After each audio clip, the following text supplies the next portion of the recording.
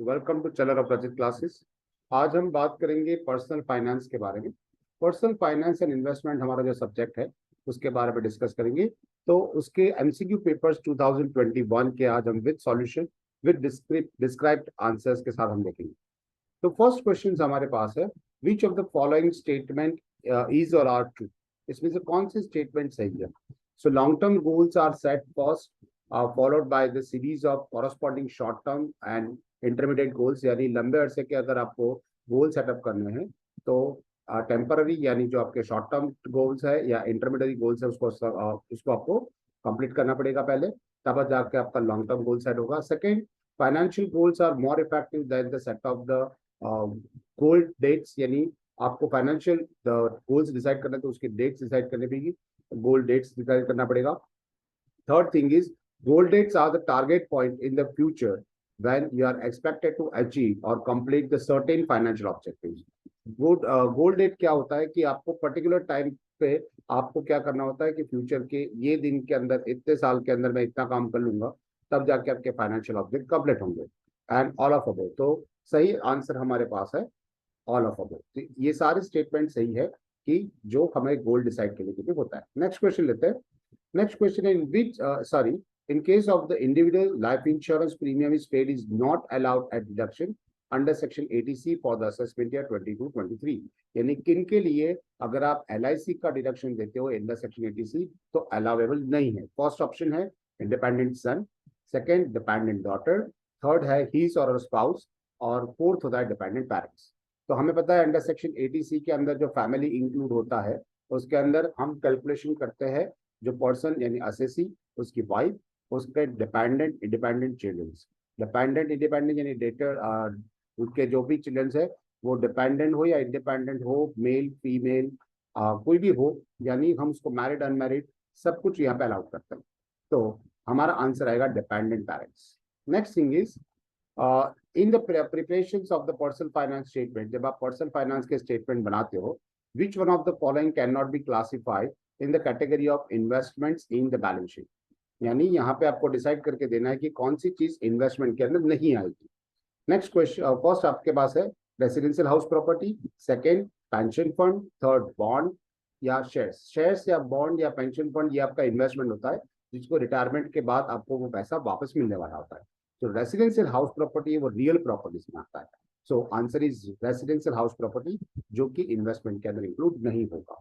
Next question is, Mr. Shahrukh, age 33 years, has paid the medical insurance premium for himself, खुद के लिए by check उसने mediclaim पे किया है 22,000। His wife 32 years by check, उसका भी 5,000 रुपए चेक से पेमेंट किया है।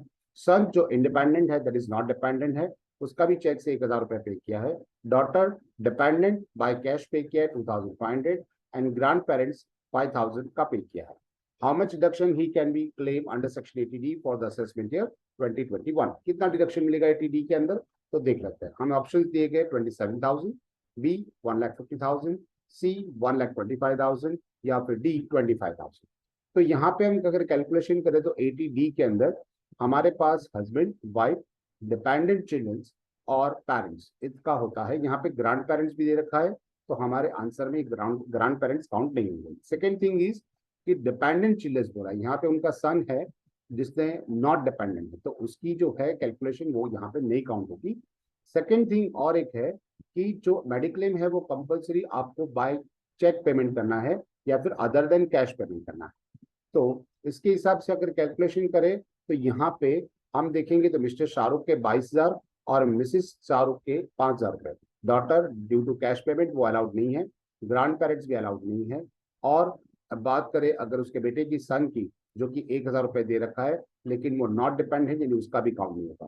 तो कुल मिला के आपका 27,000 होता है, लेकिन हमारे पास मैक्सिमम लिमिट 25,000 है। तो आंसर हमारे पास आएगा डी 25,000। नेक्स्ट क्वेश्चन देखते हैं। क्वेश्चन क्या है हमारे पास कि यहाँ पे आपको टेबल दे रखा है, आप उसको सॉल्व करके देना है। मैच द फॉलोइंग का टेबल है हमारे पास। ऑप्शन देख लेते हैं। Option A, option B, option C और ऑप्शन डी, 4 ऑप्शन दे रखे हैं। तो यहाँ पे जो बात करेंगे कैश बैलेंस, तो कैश बैलेंस होता है हमारे लिए liquid assets. Residential house residential house property की बात करें तो वो हमारे रियल प्रॉपर्टीज कहलाएगी। पेंशन फंड की बात करें तो हमारा इन्वेस्टमेंट कहलाएगा, क्योंकि वो फ्यूचर में हमें वापस मिलने वाला है। और क्लोथ्स जो है वो पर्सनल प्रॉपर्टीज के अंदर आता है। तो ये चारों अगर मैच करते हैं तो हमारे पास आंसर बनता है डी, जो कि फर्स्ट का डी है, सेकंड का ए, थर्ड का सी एंड फोर्थ का बी। ओके, नेक्स्ट क्वेश्चन देखते हैं। State the order of the following statement as true और फॉल्स, यानी आपको दिखाना है कौन से स्टेटमेंट सही है कौन से गलत है। First, financial planning is dynamic planning. एक डायनामिक प्लानिंग प्रोसेस होता है फाइनेंशियल प्लान करना। वैसे भी इजी नहीं होता, हर कोई इसमें सफल नहीं होता। एक क्रिटिकल पॉइंट होता है, दैट इज डायनामिक प्रोसेस होता है। Second thing, income and expenses statement in the personal finance management is prepared on cash basis. सही बात है, यहाँ पे पर्सनल फाइनेंस के जो भी इनकम एक्सपेंसेस स्टेटमेंट बनते हैं वो कैश बेसिस पे बनते हैं, उसमें आउटस्टैंडिंग वगैरह कुछ नहीं दिखा रहा। तो सेकंड भी ट्रू है। थर्ड की बात करें, one of the goal of personal finance planning is to accumulation of wealth. सबसे सही बात है कि हमारा काम यही है, फाइनेंस करके हम क्या करें, यानी पर्सनल फाइनेंस हिसाब रख के क्या करेंगे, हम वेल्थ एक्यूमुलेट करने की कोशिश कर रहे हैं, कम से कम खर्चा हो और ज्यादा से ज्यादा इनकम। आंसर हमारे पास तीनों है। ए में के अंदर फर्स्ट ऑप्शन हमारे पास है, तीनों सही है। सेकंड ऑप्शन के अंदर बोला गया कि थर्ड वाला गलत है, बाकी दो सही है। थर्ड ऑप्शन हमारे पास है, उसके अंदर बोला कि पहला और आखिरी वाला सही है, बीच वाला गलत है। तो और फोर्थ है कि पहला ही सही है, बाकी दोनों गलत है। तो यहाँ पे देखा जाए तो तीनों स्टेटमेंट आपके पास ट्रू है। तो फर्स्ट आंसर आपके पास आएगा A, that is first second third तीनों स्टेटमेंट आपके ट्रू। नेक्स्ट क्वेश्चन देखते हैं। Which of the following is or are plans to achieve the financial goal? कौन सी चीजें हैं जो आपके फाइनेंशियल गोल को अचीव करवाती है? First, liability and insurance planning. Second, employees benefit planning. Third, assets acquisition planning. या फिर ऑल ऑफ दिस, यानी चारों क्वेश्चन हमारे पास। तो लायबिलिटी या फिर इंश्योरेंस का प्लान करके एम्प्लॉइज बेनिफिट का प्लानिंग करना है, असेट्स एक्वायरिंग का प्लानिंग करना है, फिर ऑल ऑफ दिस। तो यहाँ पे आंसर है all of this.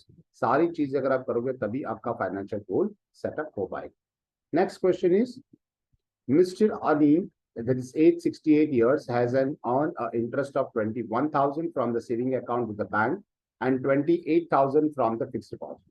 How much deduction shall be available to the him under section 80 TTB for the assessment year 22-23? हमें पता है बच्चों की यहाँ पे जो 60 इयर्स एंड अबो होते हैं उनके लिए सेक्शन TTB बनाया गया है और बिलो 60 इयर्स होते हैं उनके लिए TTA लिखा हुआ है। तो यहाँ पे आपका बैंक इंटरेस्ट और इंटरेस्ट के ऊपर आपकी इनकम के हिसाब से। तो फर्स्ट ऑप्शन से हमारे पास 50,000, सेकंड 21, थर्ड 10,000 और फोर्थ 49,000। तो यहाँ पे आप देखें तो दोनों का कुल मिला के इंटरेस्ट कितना हो रहा है कि 28 + 21 दैट इज हमारे पास हो रहा है 49,000। और मैक्सिमम लिमिट सीनियर सिटीजन के लिए अंडर सेक्शन 80 DTB के लिए है जो है 50,000। तो यहाँ पे इंटरेस्ट ऑन और 50,000 विच एवर इज लेस, जो कम है वो आंसर आएगा। सो यहाँ पे 50,000 और 49,000 तो आंसर आएगा 49,000। सो answer is D, 49,000। Next question देखते हैं। Mr. X is a residential individual, age 62 years, and his net income is 5 lakhs. Calculate the tax liability of Mr. X for the assessment year 22-23. यहाँ पे आपको उसकी tax liability count करनी है। ये बंदा जो मिस्टर एक्स है वो 62 इयर्स है, यानी सीनियर सिटीजन है। तो सीनियर सिटीजन के हिसाब से हमें टैक्स लायबिलिटी काउंट करनी पड़ेगी। फर्स्ट ऑप्शन हमारे पास 12,000 दे रखा है, सेकंड ऑप्शन 13,000, थर्ड 10,400, फोर्थ 10,000। तो अगर 60 इयर्स से अबव होता है तो हमें सीनियर सिटीजन के रूल्स अप्लाई करते हैं। तो फॉर सीनियर सिटीजन के लिए टैक्स रेट है हमारे पास up to ₹3 lakh nil, 3 lakh to 5 lakh 5%। तो यहाँ पे यही लिमिट के अंदर बंदा आ जाएगा मिस्टर एक्स। तो 3 लाख तक तो नील है, तो ऊपर के जो 2 लाख रुपए है उसके ऊपर 5% के हिसाब से आपका टैक्स लगेगा। तो आपकी टैक्स लायबिलिटी हो जाएगी 2 लाख के ऊपर 5% के हिसाब से 10,000, और 10,000 के ऊपर आपको 400 रुपए टैक्स पे करना पड़ेगा जो होता है हेल्थ एंड एजुकेशन टैक्स। यानी आपका आंसर आएगा डी, सी आंसर आएगा 10,400। यहाँ पे आंसर गलत है, डी नहीं होगा, सी आंसर होगा। 10,000 प्लस ऊपर से 4% आपका हेल्थ एंड एजुकेशन टैक्स लगेगा, तो आंसर हो जाएगा 10,400। Answer is C. Next question हम देखते हैं कि the ratio shows that percentage of individual's degree of the exposure in the insolvency। यानी कौन सी चीज है ऐसी कि वो परसेंटेज आपकी डिग्री ऑफ एक्सपोजर दिखाता है जिससे आपकी इंसॉल्वेंसी डिक्लेयर होती है, या how much cautions has been protect against the insolvency। कौन सी चीज है जो परसेंटेज आपको इंसॉल्वेंसी से बचाती है। तो हमारे पास 4 ऑप्शन है, एक तो solvency ratio, second saving ratio, third है लिक्विड रेशियो या फिर डेब्ट सर्विस रेशियो। अगर इंसॉल्वेंसी को आपको बचना है तो आपको क्या अपना सॉल्वेंसी रेशियो मेंटेन करना पड़ेगा। तो यहाँ पे आपका फर्स्ट आंसर आएगा solvency ratio. Answer is a, solvency ratio. Next question is the amount of money you didn't left after selling of your own assets, यानी जो कि आपके पास पैसा बचेगा आपकी असेट्स जो है आपने बेच दिया, and at the estimate the fair market value, और मार्केट वैल्यू के हिसाब से, and paying your all the liabilities, आपकी जो असेट्स है उसकी मार्केट वैल्यू कंसिडर की जाएगी, और जो आपके डेब्ट्स है वो अगर आपने सारे पेमेंट कर दिए तो बचेगा क्या, that is total assets at the market value minus आपकी करंट आपकी ऑल लायबिलिटीज, टोटल लायबिलिटीज। तो बचेगा उससे डेब्ट्स कहेंगे नहीं। सेकेंड इन्वेस्टमेंट कह सकते हो, थर्ड नेटवर्थ कह सकते हो, या फिर सेविंग कह सकते हो। So answer is your net worth, क्योंकि नेटवर्थ का मतलब होता है total assets minus total liability.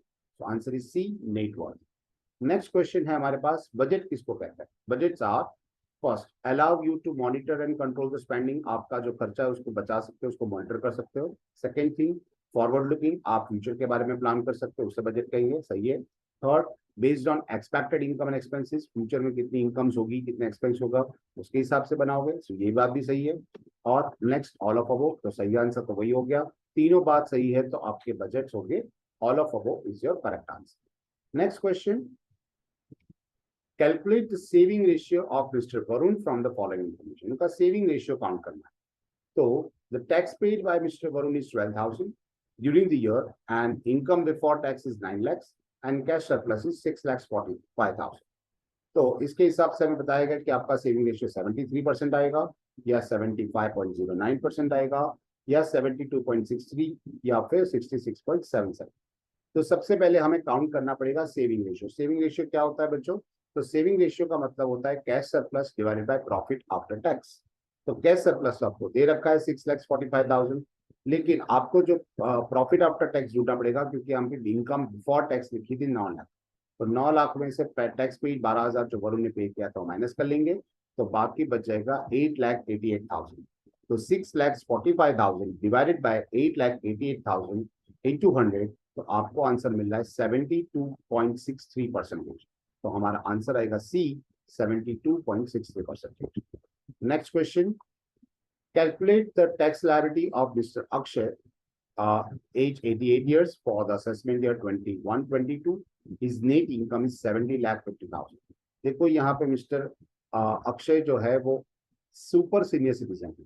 Senior citizen के अंदर भी एक रूल है कि अगर 60 years and above but below 80 years तो सीनियर सिटीजन कहलाते हैं, लेकिन 80 इयर्स एंड अबव होता है तो सुपर सीनियर सिटीजन कहलाएंगे। तो उसके हिसाब से हमें यहाँ टैक्स इनकम काउंट करनी होगी। तो 3,25,000 उसका फर्स्ट ऑप्शन है, सेकंड 3,38,000, 4,35,000, या फिर 2,23,000। तो मिस्टर अक्षय के हिसाब से कैलकुलेशन करें तो tax liability for super senior citizen person होता है अप टू 5 lakhs नहीं, 5 lakhs to 10 lakhs 20%, और 10 lakhs to 50 lakhs 30%। तो यहाँ पे हम 5 लाख के बाद फिर तो 5 लाख तक तो नील हो जाएगा। सेकंड स्लैब से बाहर जा चुके हैं ये बंदे मिस्टर अक्षय, तो 10 lakhs के 5 lakhs to 10 lakhs 20% लगेंगे, यानी maximum limit minus minimum limit 10 lakh minus 5 lakh, यानी हो जाएगा आपका 5 लाख, और 5 लाख के ऊपर 20% लगाएंगे तो 1 लाख टैक्स बनता है। अच्छा, नेक्स्ट स्लैब हमारा होता है 10 लाख टू 50 lakhs, लेकिन यहाँ पे उनकी इनकम है 17,50,000, तो हम 10 lakhs to 17.15 lakhs यानी 7.5 लाख रुपए काउंट करेंगे। 7.5 लाख रुपए के ऊपर 30% टैक्स रेट लगेगा, तो हो जाएगा आपका टैक्स 2,25,000। सो कुल मिला के 1 लाख प्लस 2,25,000 यानी हो जाएगा 3,37,500। ओके, तो ये आपका जो टैक्स हो गया उसके हिसाब से आप काउंट करेंगे 4% के हिसाब से। सॉरी, यहाँ पे हम कैलकुलेशन करेंगे तो 3,25,000 होगा, और 3,25,000 के ऊपर 4% काउंट करेंगे तो 13,000 होगा, और कुल मिला के आपकी अमाउंट हो जाएगी 3,38,000। So answer is your 3,38,000. Answer is B. Calculation में थोड़ी गड़बड़ है, टोटल गलत किया हुआ है। Next question is, what will be the amount of deductible under section 80GG for the assessment year 22-23? Which of the amount is deductible? कौन C double जी में कितनी अमाउंट डिडक्टेबल होगी? तो 5,05,000 per month. The excess of actual rent paid over 10% of income. Third, 25% of total income, या फिर list of the ABC, इसमें सबसे कम आएगा। तो ये 80GG की सारी लिमिट्स दे रखी है कि 5,000 हर महीने से ज्यादा आपको नहीं मिलना चाहिए। दूसरा होता है कि आपने जो रेंट पेड किया है उसमें से आपका 10% ऑफ इनकम माइनस हो जाएगा, और ओवरऑल 25% ऑफ इनकम से ज्यादा नहीं होना चाहिए। इसमें से तीनों में से जो सबसे कम आंसर आएगा वो आपको एक्सेप्शन मिलेगा। तो section 80GG is available for the rent paid by the pair. तो यहाँ पे सबसे लिस्ट ऑफ द फॉलोइंग होगा, तो answer is D, list of the A, B and C। Next question is कि मिस्टर सुंदरम, एज 50 साल है, is resident individual, his annual deposit of sum of rupees 20,000 with the LIC for maintenance of his fully blind grandmother who is totally dependent upon him। उनकी दादी माँ है, जो दादी माँ का LIC का प्रीमियम भर रहा है 20,000 रुपए, और उसके वो टोटली ब्लाइंड है, 100% डिसेबिलिटी यहाँ पे बताया हुआ। A copy of the certificate from the medical authority is submitted. What will be the amount of the deduction available under section 80DD? तो यहाँ पे अगर कोई भी डिपेंडेंट पर्सन आपके पास रहता है तो उसके अंदर हमें डिडक्शन मिलता है, वो फिक्स डिडक्शन मिलता है। फर्स्ट आपको बता रखा है कि fix deduction 1,25,000, second B 20,000 rupees, third nil, और fourth a fix deduction of 75,000। तो बच्चों यहाँ पे एक चीज मेंशन कर दी कि अंडर सेक्शन 80DD में आपने कितना खर्चा किया है वो कभी मायने नहीं रखता। तो 20,000 रुपये उन्होंने LIC का किया था, वो भूल जाओ, आपको फ्लैट डिडक्शन मिलेगा। अगर वो फ्लैट डिडक्शन की बात करें तो 75,000 आपको डिडक्टेबल मिलता है इफ द लेस देन 80% और मोर देन 40% आपकी डिसेबिलिटी हुई तो। अगर 40% 80% में होता है तो 75,000, और मोर देन 80% होता है तो 1,25,000 का फिक्स डिडक्शन मिल जाता है। यहाँ पे दादी माँ हमारी एक जो है वो फुल्ली ब्लाइंड है, तो हमें फिक्स मेडिकल डिडक्शन मिलेगा 1,25,000। सो आंसर विल बी ए, कि फिक्स डिडक्शन ऑफ 1,25,000। नेक्स्ट वो ऐसे ही बहुत सारे क्वेश्चंस पार्ट 2 में हम नेक्स्ट देखेंगे। तब तक हमारे वीडियो आप देखते रहिए। Have a good day.